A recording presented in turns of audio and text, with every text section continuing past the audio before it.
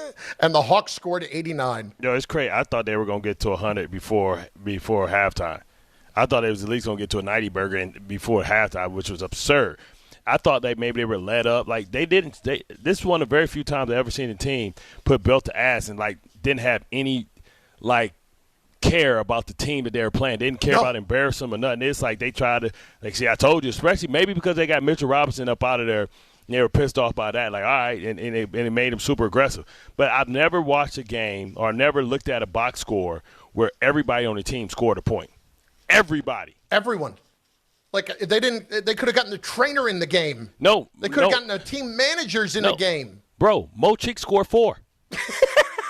I checked it out. He scored 4 points. Rick Brunson had 7. Put him in, like, what was that, the Sanders guy? What's the guy that Eli plays when he goes back and plays it underneath somebody else's name? Oh, Chad Powers. Yeah. Mo Cheek was like Chad Powers yesterday, man. Oh, my God. That was as bad as could be. I don't have words for it. I mean, that's as suffocating a defense over a first half as I've seen in my entire life. Now, granted, let's not overlook, and it's not taking a thing away from the Knicks, but when the Knicks got up by 20-25, the Hawks just absolutely packed it in and then just started acting carelessly with the basketball, just throwing it away, just looking so silly across the board. I could not get over. Like, we're standing there at Calandra's last night having an awesome time with our fans in Caldwell, which was amazing food. Dude, the bread, come on now. See, man, I missed the bread, man. I was talking too damn much. I didn't get any to go, but I which I should have, but I had some with the olive oil, and it's just Should you really? Should you really have got No, I really some I mean, good gluten? That's the thing. I was like, y'all got gluten-free, Blair? She's like, you so silly, Bart. Triple the gluten. Yeah. Exactly. We know gluten-free, nothing there. It was so good. Anyway, point being, everybody is standing around looking at each other like, can you believe this? Yeah, I didn't know what to do. I was uncomfortable. I was very uncomfortable with it, but not certainly enjoying it. Yeah, I'm like, what analysis can I give you guys? I'm trying to be the sports smart guy. Hey, guys, the adjustment here. Man, I don't know what to say. This is over with. It's a wrap. Tag the toes, zip the bag. It's over. And they just never even had a chance in that game because of how good the Knicks were. And you can take your pick. Everybody played great. And that was the kind of game that we have been hoping for in this kind of situation. And to see how, as Ray Dinahan said earlier today off the air, the Knicks won this series in 5.5. Not in 6, in 5.5. Because you have not seen a more dominating performance in a 6-game series by one team ever. So 5 is a gentleman's sweep. 5.5 is what, a Butler sweep? I mean, I'd call it like not a gentleman, but maybe, a somewhat considerate individual sweep. Sorry, I wouldn't call him a gentleman, but when you go out there and you're beating them by 60, but still, it is something to behold when you watch a game like that. And now the Knicks are into the next round, and we are actually asking the question, who would you rather play? Which did not seem fathomable a few days ago with the Celtics, who have somehow let this be a series with Philadelphia. And Jason Tatum is now banged up, and it's his other calf. Yeah. And you have to wonder if they're going to play him in Game 7, even though he says he's going to be ready to go in Game 7. And it's crazy because the Game 7, usually guys get hurt in 5 and they try and play hero ball after that. But, man, that's crazy work, man. Do you put the long-term future of your organization on the line to have Jason Tatum under 30 with 2 torn Achilles? And you know when you hear sore calf what that usually previews or what usually comes after that. Are you willing to risk that from somebody who's coming back from a torn Achilles, the opposite one? I don't know that I would do it. After what listen. Especially what they've done without him all year. Can we acknowledge that for a moment, too? Like, it's not like you haven't played without him and you don't know what it looks like. You've had success. You had an amazing year without him.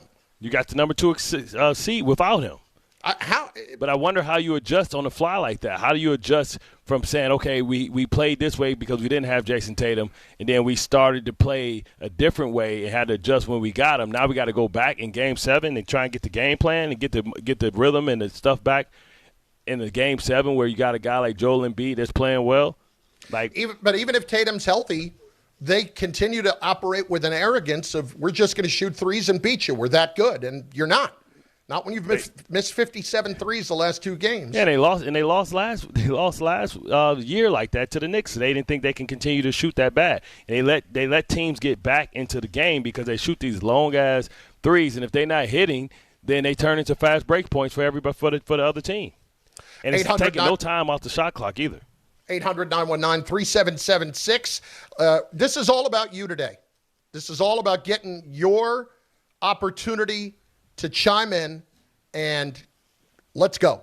Because off of last night, that was a beatdown in every single way. And you deserve it. This is your day. Subi in Midtown. Subi, you're next. ESPN New York. What's going on? Yeah, guys, in terms of your question, who would you rather play? It's very simple. I'd rather play Detroit because the fans don't show up when the Knicks show up to Detroit quite a bit. Like, they travel really well there. Bart knows that they don't have real fans there. And I don't know if you know this, but Cade Cunningham is not fully – I don't think he's fully healthy, so we can at least attack him. And that goes to my major point. Do you think Mitchell Robinson, whatever he did last night, he should continue doing and risk suspension? I think the 1-game suspension is worth it if he's able to get that authority, that violent authority that NBA champions need, sort of like a Draymond Green stand. Do you think that he should pursue that? Because I love how Subi just keeps going as if you're not going to acknowledge the first part of this. Travel well, and Bart knows that. Bart knows that Cade Cunningham's a vegan. He's not even a meat eater. Bart, you should be ashamed. That guy, your main player, doesn't even eat meat. Okay, a lot of guys don't do that. A lot of guys have taken on the veganism. But this is the whole thing, though. Like, you know what I'm saying? Is a cat considered meat? What's that? Is that white meat, pink meat? What kind of meat is cat meat? Because that's what they become. They become barbecue chicken, pretty much. Like, I like how you skipped over like the whole Boston Philly thing and go straight to the Pistons. Like, trust me, be careful what you wish for. The last thing that anybody in the Eastern Conference Finals want to see if the Detroit Pistons figure out a way how to get out of this hellhole that they put themselves in, this corner that they backed themselves into. Cade Cunningham put up 45. He put the team on his back. Like, you don't want no smoke with the Wonder Bread assassin right there. Trust me. And guess what? Laugh now. Like I said last year, that was the worst that team was ever going to be. This year is the worst that this team's ever going to be. This team is going in a whole different direction. And we got money, we got draft picks, we got equity, and guess what? Detroit is a destination that people want to play with.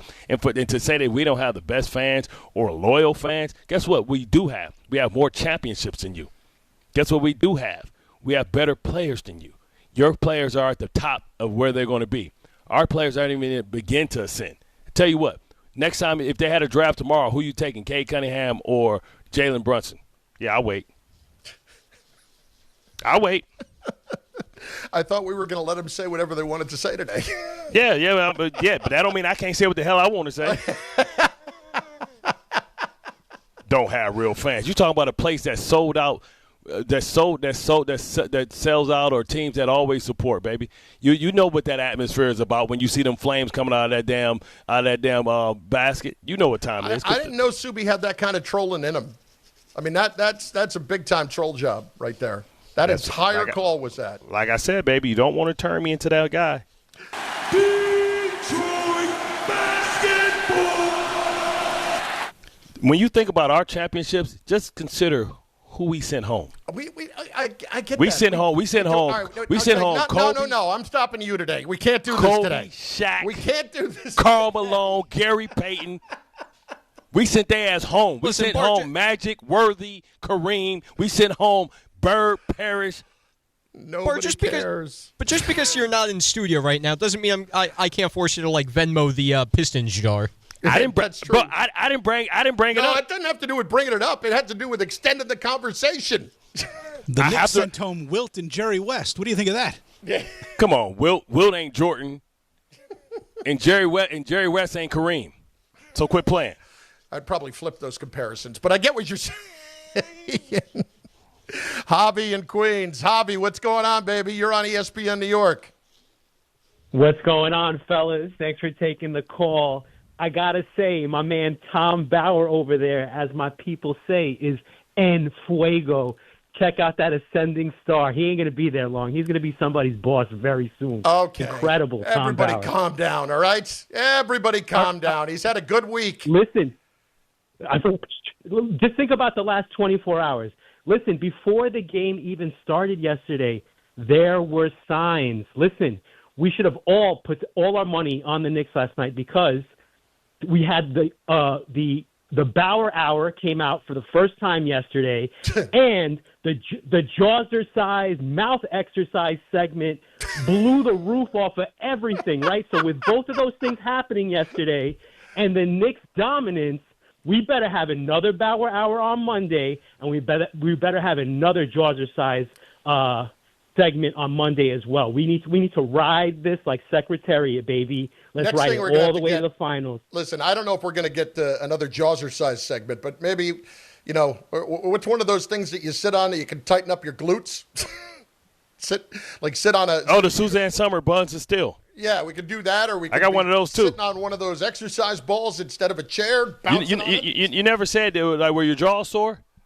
It was not. It was not my jaw. You know what that means? That means you didn't push yourself hard enough. No, that means my jaw is in excellent shape. That's what that means. That means that was a light workout, as it turned out, for my jaw last night. That's what that means. I'm going to give you some cube steak and let you chew on that. Hey, I got chewy bread last night, chewy and crunchy bread. I got it all last night. We were good. We were good, and we were not hurting at all. Did I get a little tired when we were doing the Jawzercise? Yeah, got a little tired, but I was a little concerned about having not stretched beforehand, and I was going to feel it today. That did not happen. You mean you didn't warm your jaws up with like some, like you start off like probably with pudding, then you go to like grits or oatmeal. Then some toast. Then you go up to heavy grains. And next thing you know, I got some, big league chew. 800-919-3776, Knick fans. It is your time today. Frank in Syosset is next on ESPN New York. Frank, what's going on? Hey, guys. Frank! That was June 9th, 1976 last night, man. That was Secretariat moving away from Sham. 10 yeah, that was a 30-length win. Rings. Yep, that was a 30-length win with the Derby tomorrow. Yep. Oh, yeah. Joe Frazier basketball, man. Smoking Joe basketball.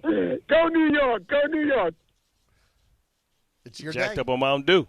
It's your day. Celebratory. Let's go, baby. And listen, this is a good thing. You guys get to enjoy this the entire weekend. You don't have to worry about, tomorrow or we got a game next day. You guys get to watch Boston and Philly go at it. And you get an opportunity just to bask in it. Why don't you do me a favor? Tell me a little something about our friends over at Samwell, if you can piece that together for me. Oh, do I need to talk here a little bit more to stretch this out? Yeah, let me see. Oh, it's not an actual read? Is that true? Okay. I thought there was an actual read. Oh, yeah, we're doing this. What are we doing? The Samwell moment of the week, right? Yeah, that's later. I'm sorry. Yeah. That's my bad. Never mind. Never mind. I'm the one that's screwing that one up. Yeah, I mean, impromptu checking my email. Here's the thing. Eitan Tomlinson, Chris has some powerful jaws, just ask the food. Yeah, exactly. You think you're coming at me with something that, like some little rubber ball is going to do me Chris in? Chris got the bite force of a Kango. I'm like a damn great white coming out of the water, trying to grab me a marlin. Try ripping that out of my mouth. See you bite down on a tomahawk steak. Somebody try to pull it up, your whole body you just hold down and bite down to it. I start flopping all over the restaurant. 800-919-3776. Knick fans, there are a couple lines open, and this would be your opportunity where you can say and do anything you want. Anything you want today after what happened last night. But I also do want to know who people would rather be facing. And it is remarkable that we are asking this question, that it actually could make a difference in who you want to play, whereas last week, if I had asked you that question, you would think I was absolutely nuts. But the way the Celtics are currently constituted, cannot throw it in the ocean at the moment from three, and Jason Tatum is now banged up, and it's a left calf, which is the opposite one of last year that led to the Achilles tear. So you've got that concern. The Sixers are playing at a whole nother level right now. Embiid played great, but even if he's off on a particular night, some nights he looks like a grandfather, some nights he looks like a grandchild. Even if he doesn't, they could still beat you in a couple of different ways. So, like, there's a lot there right now, Bart, that is really fascinating when you consider who you rather play, the Celtics or the Sixers. Come on. Yeah, one day he's Joel Embiid, the other day he's old Embiid. You know what I'm saying? Exactly. So you got to figure it out. But, like, a team, I'm always nervous of a team that looks at you like you're the mark, right? And, you talk about them getting over this hump potentially. This is a team, and you heard Joel talk about it, like, man, this Boston team has killed me. You know what I mean? Has really, he hasn't beaten this team or this regime, this young core. And, he seems motivated. And sometimes when you're injured a lot, you're injured, but, like, it allows the rest of your body to heal and stuff like that. So, like, Joel Embiid is going to give you what he got, but Paul George has really been the key. And I just, they're playing too good. They're a big team as well, and they're one of the few teams that can match up with the Knicks for size, for the two bigs, because they got Andre Drummond and then they got Joel Embiid. And Joel Embiid can really put Cat in a position where he has to actually play defense. Cat never really had to play defense this series because there was nobody that he had to really check.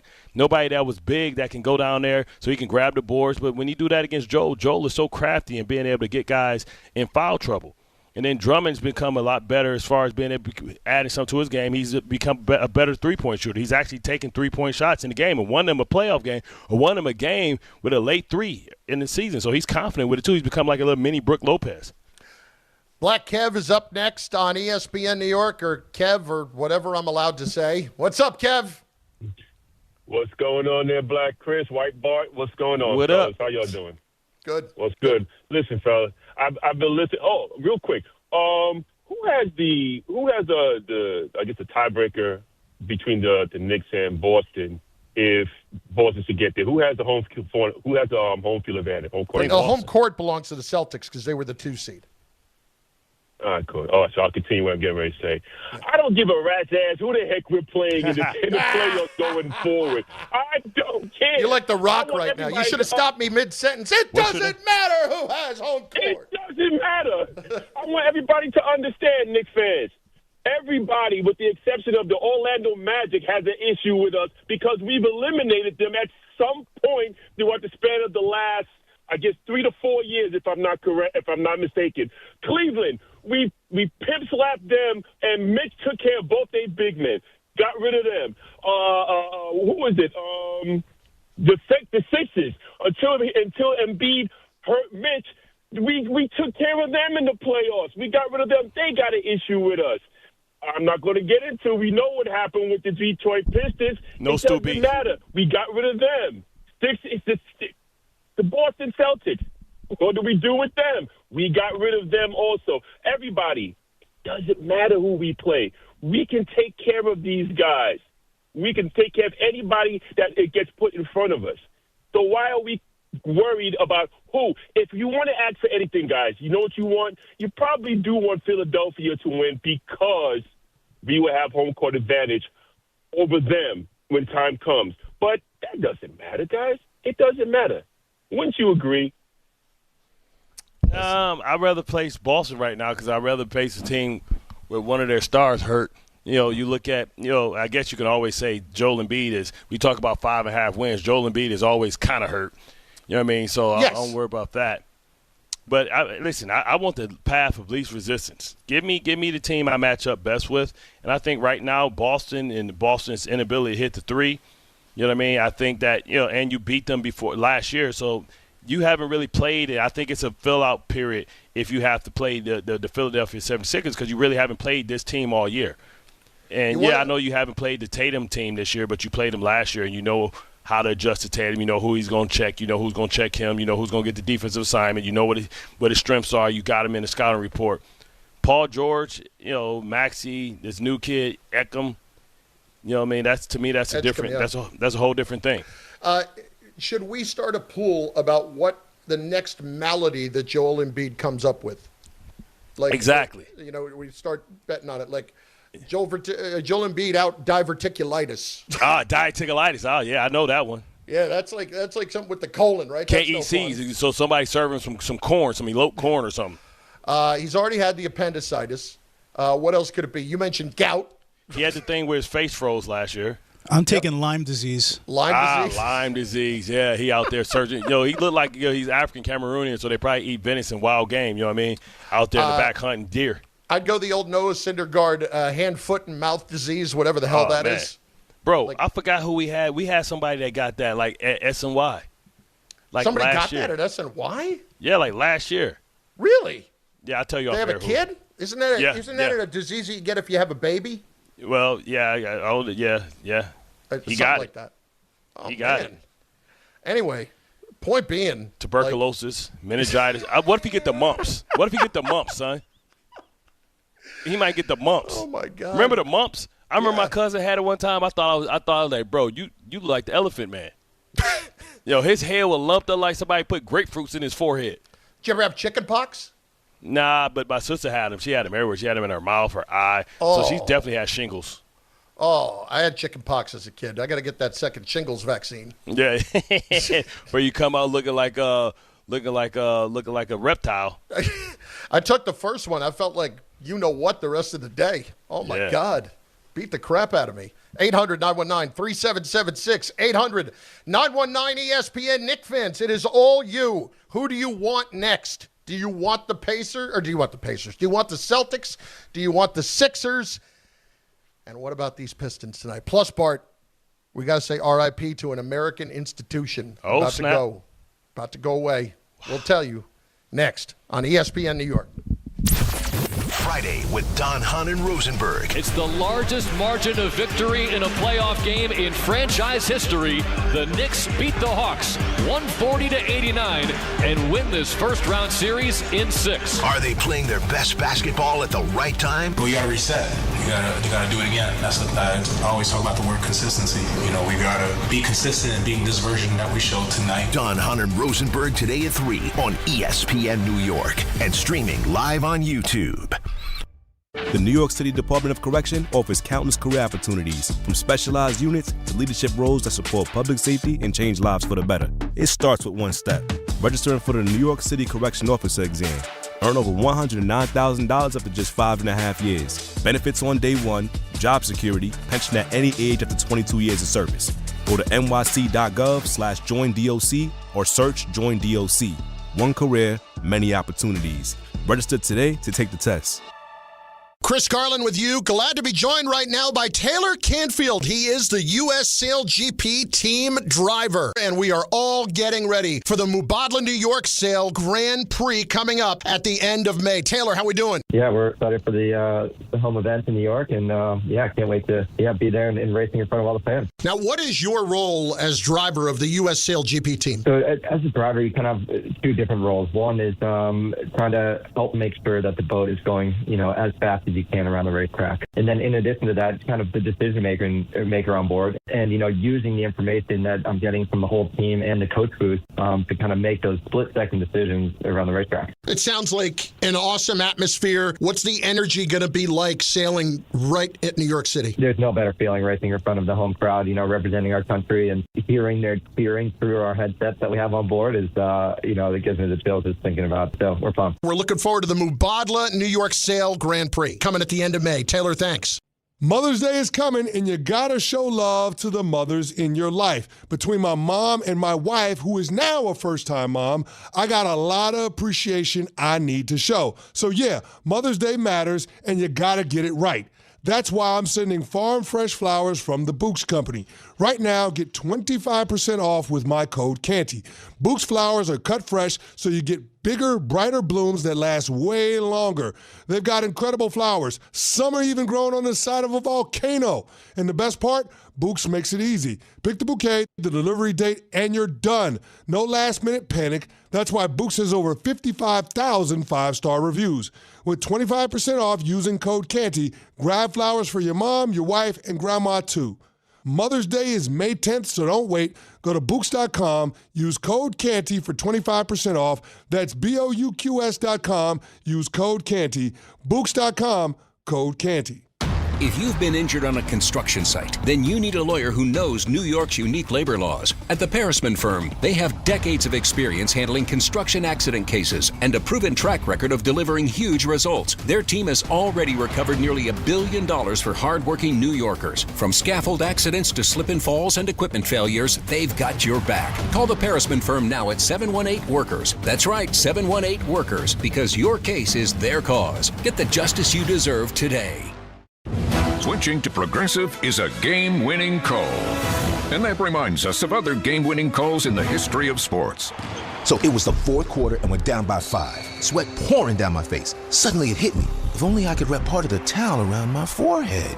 And that's how I became the first basketball player to wear a headband. Okay, not really a game-winning call, but it was a good call. You can make one too. Switch to Progressive and you could save hundreds. Progressive Casualty Insurance Company and affiliates, not available in all states. Evan Cohen here. PayPal is now the official peer-to-peer payment sponsor of the NFL, which means all the money moments that fandom creates, whether splitting tailgate costs or chipping in on tickets and game day food between friends, are covered. Wherever the game is played or watched, PayPal moves with fans. You can send money through text, email, or directly to your friends with eligible accounts on Venmo. Just download the PayPal app, share all the moments that matter. Account with PayPal is required, not available in all regions where PayPal operates.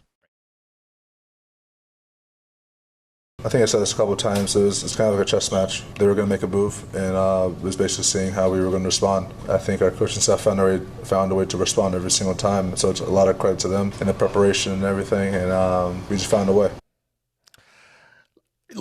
Credit whatever you want. However this went down, however this changing in philosophy or coaching or whatever went down, the Knicks deserve a ton of credit for being able to adapt like this and basically change the entirety of their offense. It's Bart and Carlin on ESPN New York and on the ESPN New York YouTube channel.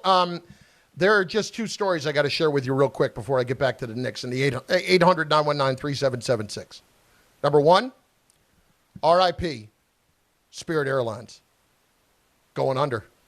Soul plane going down under, man? They couldn't get a $500 million loan, so it looks like it's over. Because he's trying to get it from Trump, right? The government. Government not bailing them out. No $39 fares anymore, no $5 extra seat fares, no nothing. It's gone. But see, that was the best a la carte. I mean, if you want a seatbelt, that's $20. If you want overhead space, that's another $20. Like, there wasn't anything they didn't charge you for. Yeah, if you wanted peanuts, if you wanted your seat to be able to recline, you had to put 50 cents in the slot. Big prayers for Spirit Airlines. And that's a big fleet. It didn't last that long. It is a big fleet. Yes, it is a big fleet. You got AirTran that did that. Yep. And then Bart, how about this? I didn't even realize this was going on. So the Mets are playing the Angels this week, this weekend out in California. Apparently there was a rodent infestation at the stadium, at Angel Stadium, and the concession area was the area that had been completely taken over by rodents at one point. Wow. So Orange County Public Health Services wrote in a reinspection report that no vermin activity was seen after the facility had been cleaned and sanitized. Wow. Yeah, I'm going to go to the Met-Angels game this weekend. I can't go get a hot dog because there's vermin that have taken over. Can't get no glizzies? They called it View Level 432. County officials are slated to return on May 6th to verify continued rodent abatement. You know what? I'll wait till they come back for the double check on it. Yeah, man. I need, man. And like they just running crazy while you gone, man. Just all in the refrigerator, everything. Oh, yeah.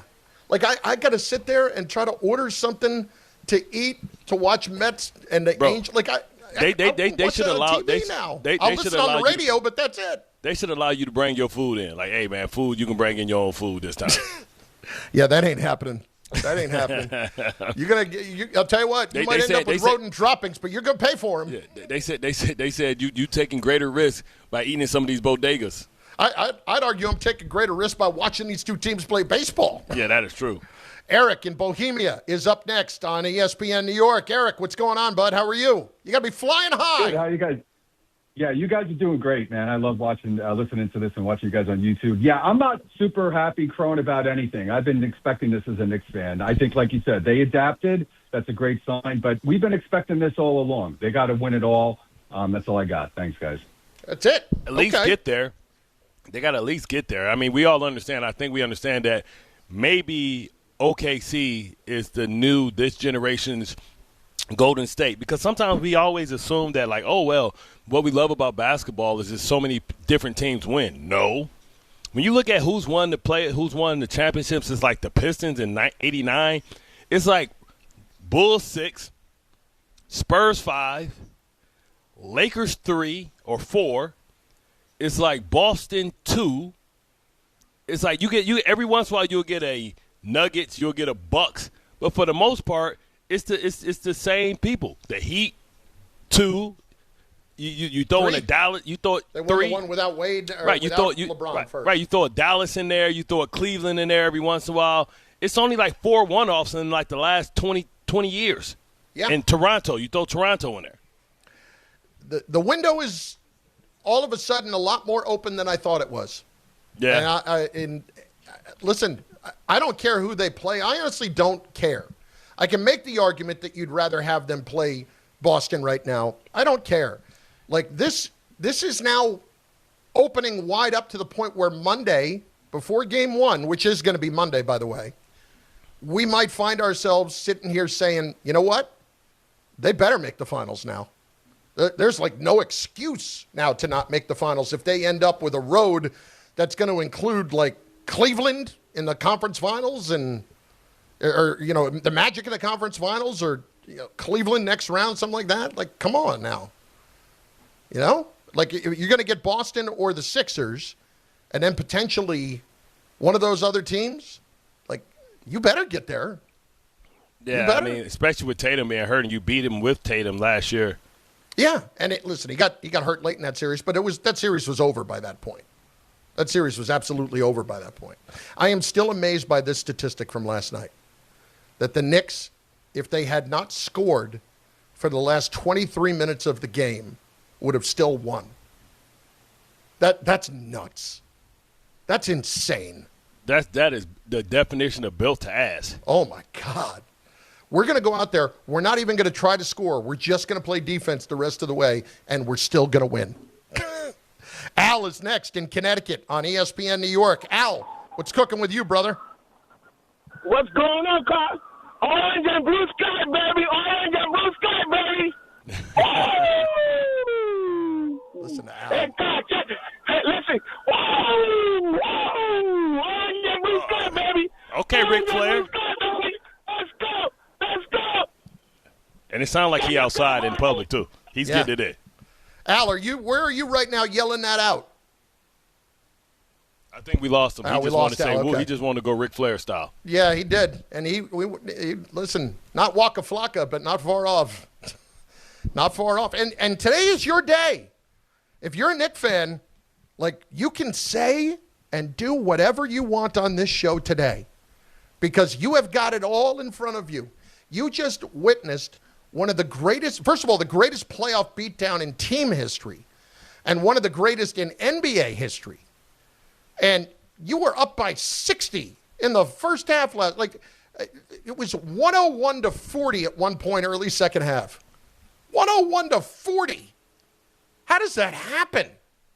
Israel in the car is next on ESPN New York. Israel, what's going on? Yeah, hi. I'm just calling to give my preference as to who the Knicks play and why. I would prefer for them to play Boston. I think Philly with Drummond and Embiid is a more challenging matchup, and Maxey is a very dynamic player, as is this other rookie who's in the backcourt with him, and Paul George seems to have found his rhythm. So I think that's the more dangerous for the Knicks. As you said, they've already proven they beat Boston last year with essentially, a team that was at least as good as this one, with the same outside shooting that they've had before. The Knicks don't defend the three well, so if anyone gets out from the three, they're in trouble. But I think that the Celtics are an easier matchup for them, particularly if they play like they're playing now, with Towns. All right, couple things here. And I totally get where you're coming from. Am I actually getting to the point here, Bart, that I may not care who they play?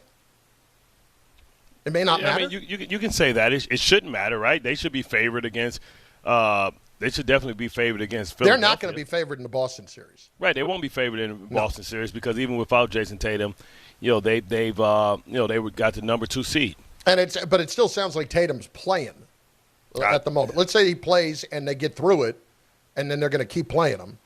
I think even more so. Now, that's dangerous. I don't know that I would do that. After I just lost him to a torn Achilles for 1 year, do I want to do that a second time on the other leg? I don't think so. That's risky business.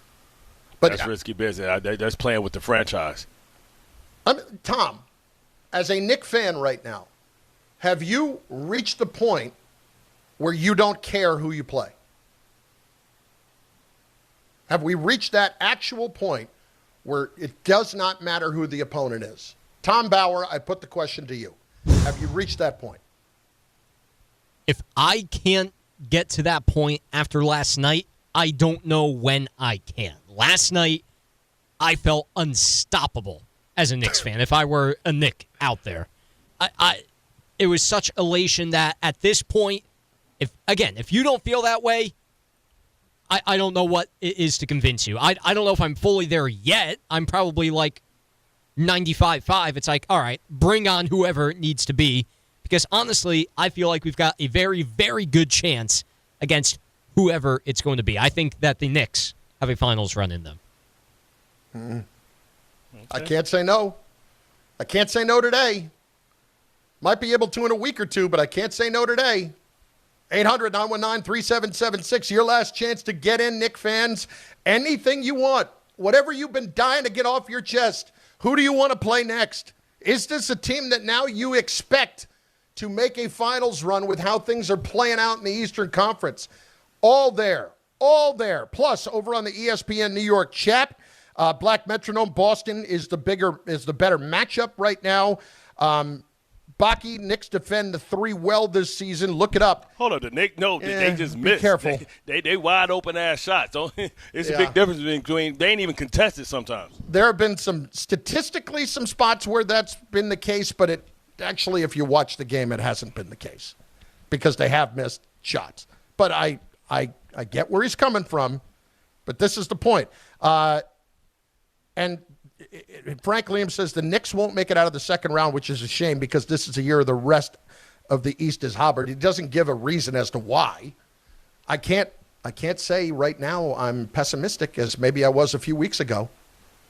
I can't say that. 800-919-3776. Bing bong. Plus Bart singing in moments. ESPN New York. It's coming, baby. It's Friday with Don Hahn and Rosenberg. It's the largest margin of victory in a playoff game in franchise history. The Knicks beat the Hawks 140-89 and win this first-round series in 6. Are they playing their best basketball at the right time? Well, you got to reset. You got to do it again. I always talk about the word consistency. We got to be consistent in being this version that we showed tonight. Don Hahn and Rosenberg today at 3 on ESPN New York and streaming live on YouTube. Knicks fans, it's time to hit the court with BetMGM, an official sports betting partner of the New York Knicks. Download the BetMGM app today and add a boost of excitement to every New York game day with same-day parlays, live betting options, player props, boosted odds specials, and the best daily promotions in the business. With the BetMGM app at your fingertips, you can experience the excitement of betting on your favorite players and get in on all the blue and orange action as your New York Knicks drive the lane. Find out why basketball fans love BetMGM, an official sports betting partner of the New York Knicks. BetMGM. Make it legendary. BetMGM and GameSense remind you to play responsibly. See BetMGM.com for terms. 21 years of age or older to wager and physically present in New York and New Jersey only. Subject to eligibility requirements. Gambling problem in New York? Call 877-8-HOPE-NY or text HOPE-NY 467-369. For New Jersey, call 1-800-GAMBLER. Life is motion, but for Jaime, debilitating pain in both hips brought everything, including family time, to a halt. Every doctor told me the same thing. They would do one hip at a time. At White Plains Hospital, Dr. Jacob Totka's unique expertise provided an alternate approach by replacing both of Jaime's hips on the same day. In just 2 hours, I got 2 new hips, and I went home that day. White Plains Hospital, among the best hospitals anywhere that just so happens to be here. A member of the Montefiore Health System.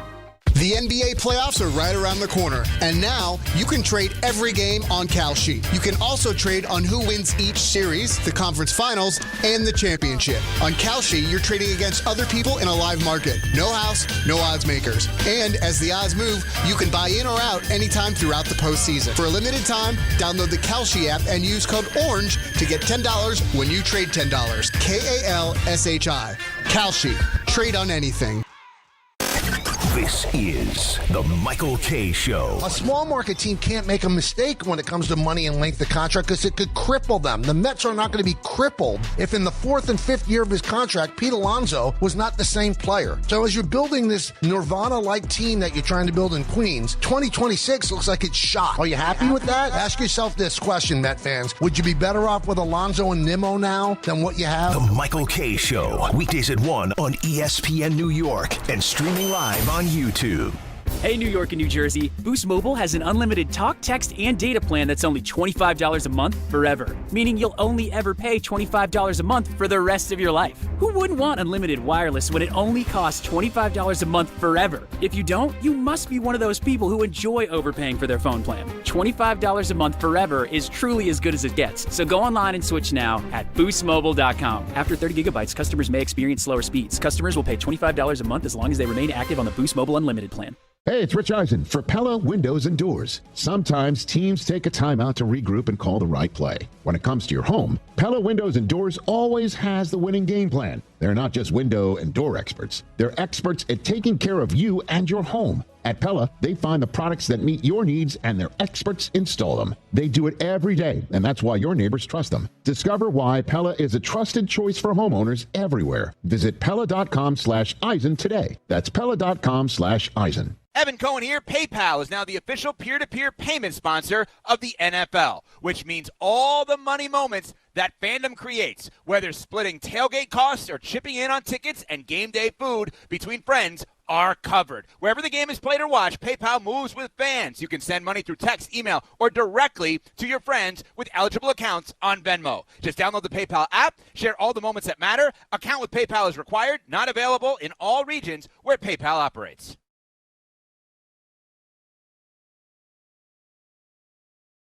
Yeah.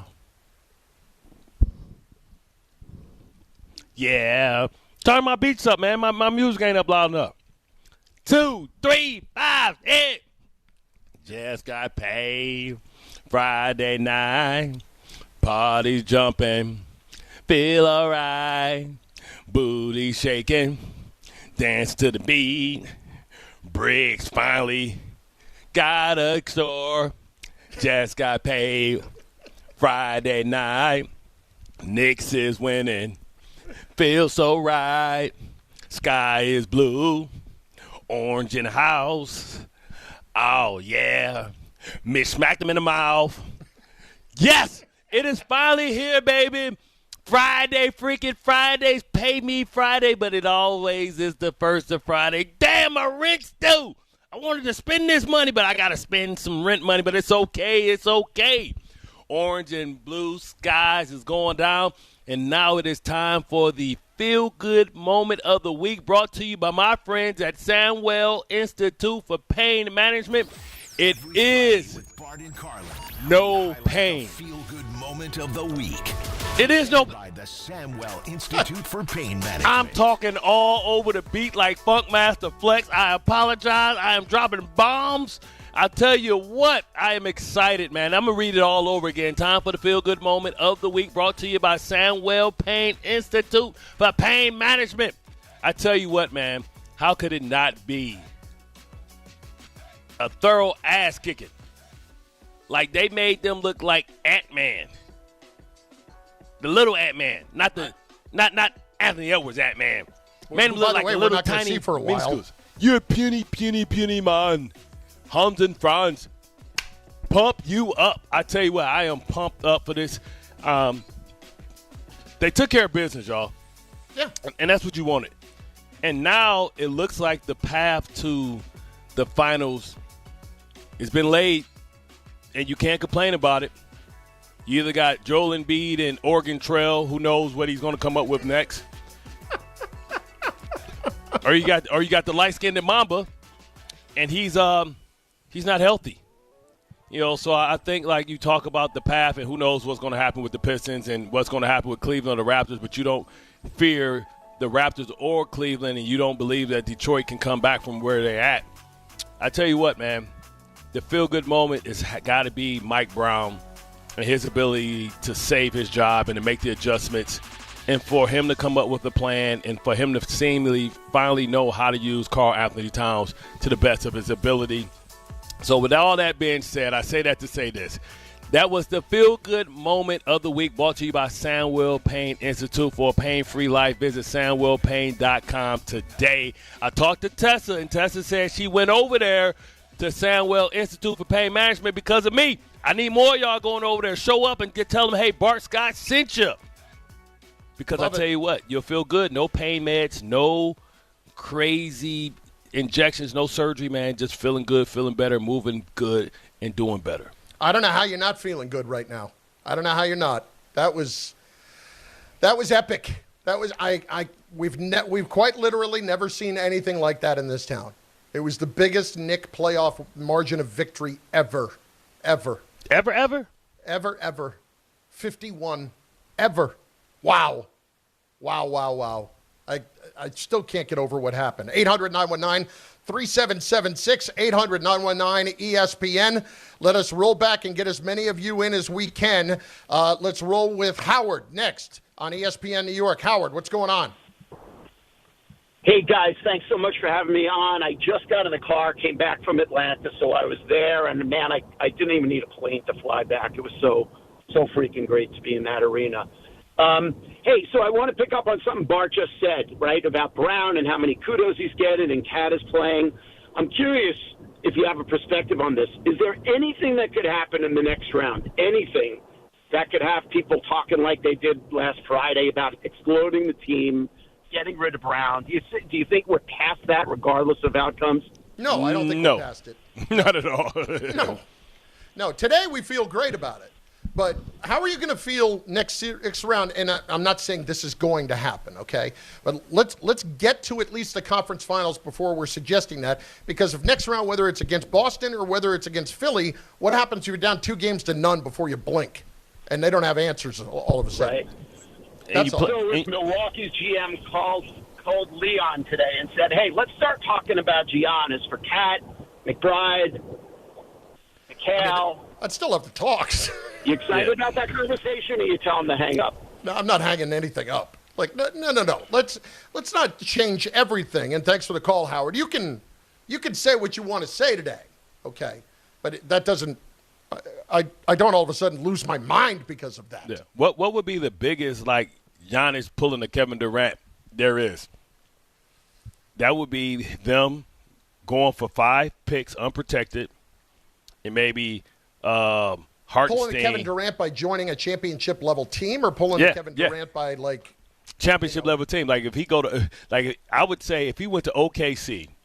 Yes. And they gave up all – because they're going to have a top 5 pick. They just had a top 5 pick last year. If they give up those 2 players and give up – you don't even got to give up Chet. You ain't got to give up nothing. They got so many – they got picks galore that they can replenish everything that the Bucks lost and still don't lose nobody. Giannis going to San Antonio, I think those 2. Yes. OKC's already won one. If they won another one and then he went there, obviously that's Durant equivalent. But let's just say that Giannis ended up getting traded for, like, Dylan Harper plus, and ended up with the Spurs, and Giannis is playing with freaking, Wemby. And how you gonna get a shot up? You're not. Not inside, at least. Carlin in the Bronx next. ESPN New York. Carlin, what's up, baby? Chris Barlin, Bartholomew, what's shaking? All 4 cheeks and a couple of chins. Oh, you already know.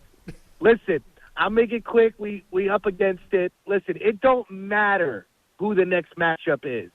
The Knicks have the blueprint with, personally to me, even if you add the whole Tatum injury thing, I think the team depth-wise is worse than they were last year and obviously the championship year with losing some pieces. They have the blueprint to beat the Celtics. I would have no doubt the Knicks can go in there. It'd be a tough series regardless. They're going to have games where they're going to shoot the lights out once or twice, but not 4 times, and the Knicks are going to win that. And if they play the 76ers, you put Embiid in the pick and roll. He can't really move laterally. He's all messed up.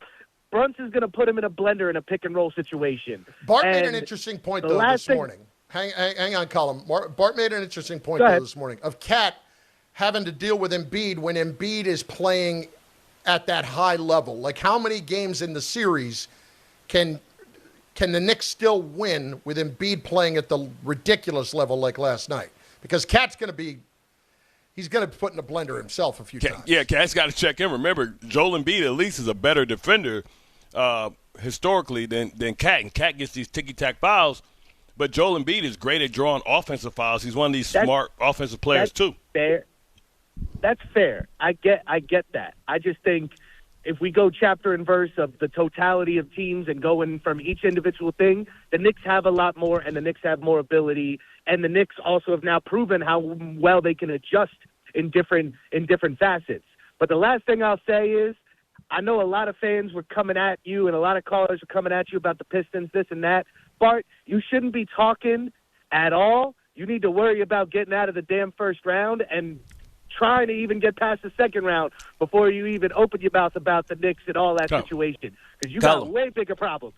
We do, but Colin, here's the issue. Like, whether my team wins or loses, next year my team is still ascending. Your team is at the peak, at the crest of where it's going to be. You can't get any more players, and you can't make any trades. We haven't even made our listen. Hold up. We haven't even made our OG. Hold up, Colin. No, they're not. No, they're not. So next year, Cat falls off a cliff. What are you talking about? Brunson falls off a cliff. No, you know what falls off the cliff? The fact that he's eligible for like $70 million per year, and the fact that you got to pay Brunson, who took the $150 million pay cut. That's what's coming up, and you against it when you right there against the luxury tax. That's what the hell is up next year. You can Venmo me the money for the Pistons swear jar. He did it. I didn't. He brought it up. He came at me, attacked me directly, told me shut up. But he didn't say shut up. I mean, he said and Bart for you. I was just sitting here listening to what he was talking about. Okay. All I'm saying is that we told them they could say whatever they wanted today, but not when they come at you. Yeah, that was a direct shot. He said and Bart. I'm like, yo, bro, I'm just listening to your comments. You call them out by name. Okay. All right. I'll let that go. 2 things before we go. Number 1, Carlos Mendoza is going to remain the Mets manager, according to Anthony DiComo. Quote, in the eyes of team decision makers, the blame should be spread throughout the organization, from baseball operations to the clubhouse attendance. I'm glad Stern is finally starting to get some criticism. Yeah. Well, thought he was untouchable. Teflon Don for a minute. Does not feel like that's the case. We're getting ready Monday for the show. Who are the Knicks playing? Playing Boston. Okay. I tend to agree. Michael K. Go ahead. I'm saying in the Garden. No, I'm saying the Boston Garden, my bad. Yes. Two I know. We know what you mean. Yeah. In the Garden, that's Game 7, that little lucky little horseshoe, and just Joel Embiid and Paul George. Is it 2 more unlucky players throughout the history of, like, having bad stuff happen to him? I can't wait till he comes down with the gout this weekend because he ate a steak. Elephantitis or some stuff like that. Dan Grassa is in for Michael K. What a day. What an absolute day for Knicks fans. Enjoy every bit of it on ESPN New York. Friday with Don Hahn and Rosenberg. It's the largest margin of victory in a playoff game in franchise history. The Knicks beat the Hawks 140-89 and win this first-round series in 6. Are they playing their best basketball at the right time? We got to reset. You got to do it again. I always talk about the word consistency. We got to be consistent in being this version that we showed tonight. Don Hahn and Rosenberg today at 3 on ESPN New York and streaming live on YouTube. FanDuel is serving up a happy hour every day during the playoffs. We're talking special drops you don't want to miss.